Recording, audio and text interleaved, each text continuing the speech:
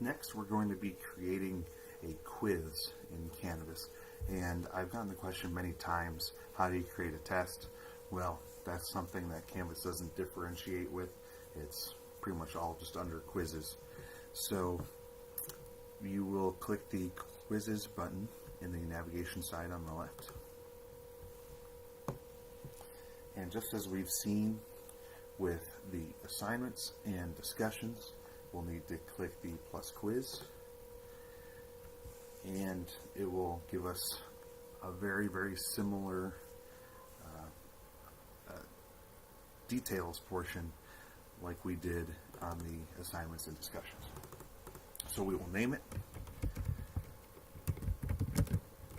and then we have a rich content editor to enter basic information.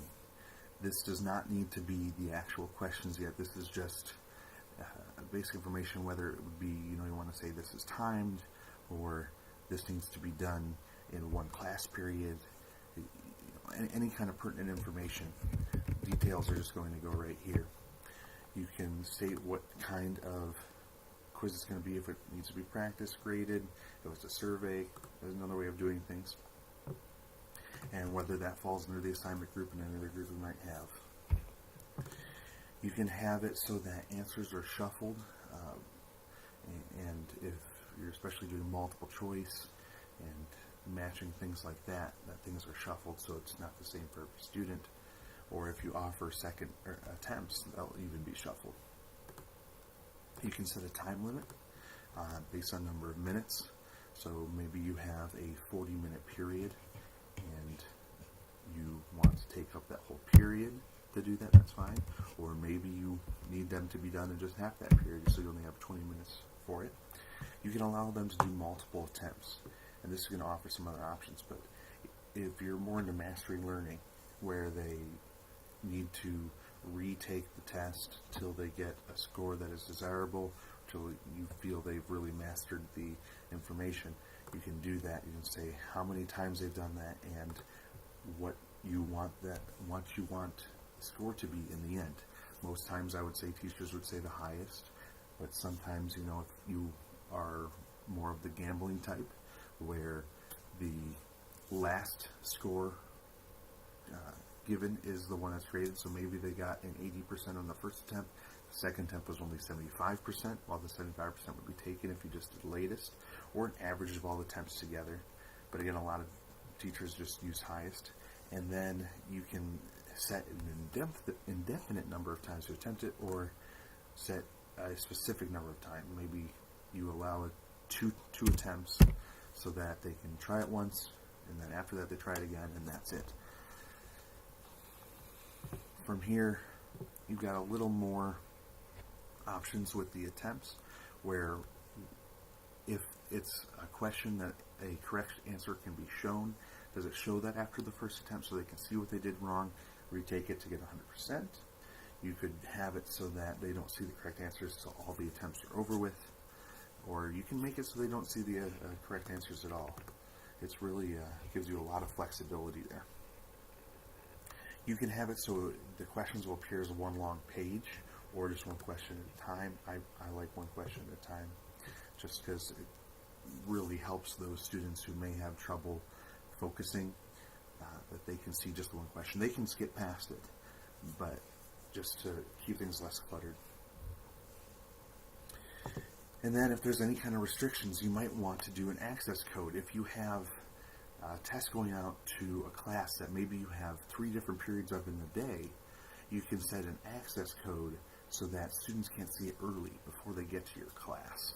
And filtering IPs is not something you typically have to do, and would only work if your computers have a static IP address assigned from your tech director. The assign to portion is the same as all the others. You can assign it to specific students or just to everyone. Set a due date and time, set available from for when they can see it. And if you want to make it so they can't see it anymore, you could do that with the available until. But so far we've only set details. We haven't done anything with questions. I recommend hitting the save button here. Just save. and then we will go back and add questions. But this way, if something happens, we don't lose all the details we just said. So then what we'll do is you could actually preview the quiz. However, we don't have any questions in there yet, so we're going to edit it. And then up at the top, next to details, we have a questions tab.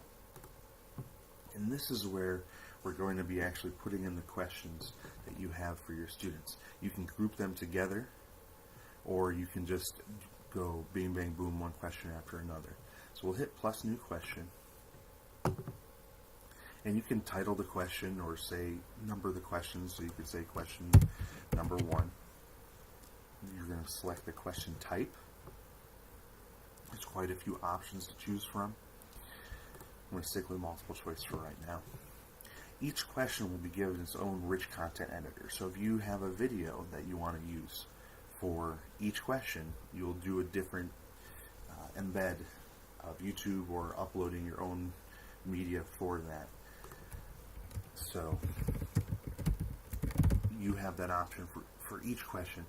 If you have maybe a string of questions that are all needing the same material to reference, say there's a YouTube video you need for 5 questions, then you might want to look into a question group rather than just an individual question. From here, we put our answers we want to use, and you can set as little as 2 to an infinite number of possible answers. I'm just going to do 3 for right now. And if there are even 2 answers that could work, maybe answer A and B are the correct answer, you could actually do that, or if you wanted to change the order yourself, you could set the correct answer at appearing at a different order in the question. You could also continue to add more by hitting add another answer. So like I said, you could add an infinite number if you don't want that many. You notice there's a little edit button and a trash can next to the answer. We just hit the trash can and it deletes that as a possible answer. So now we've just got our 3. We click update question and it's given right here. We can add more questions. When you've added all your questions, you then can hit save or save and publish, as I like to do, and then it's ready to be taken for whenever the available date starts. One thing to note about these quizzes is that any kind of question that you can set a right answer for in advance or as you're creating the question, Canvas will automatically grade that for you. And we'll talk about that more when we get into grading. But that can save you, the teacher, a lot of time, because if you give a test that is completely self-graded by Canvas, you've saved yourself so much time on grading. You're not taking papers home. You're not having to have an answer key made separately. Your answer key is essentially what you just made. So you've got it all ready to go. If you have essay questions, short answer, or maybe fill in the blank where kids might misspell something on accident, those would be the things that you would have to go back and check. And again, we'll talk about that later. But now you've been able to create quizzes or tests or whatever you would like to call them, and hopefully by now you've gotten a grasp of being able to recognize a rich content editor, and that it's a really big part of creating the things you're giving the students to complete.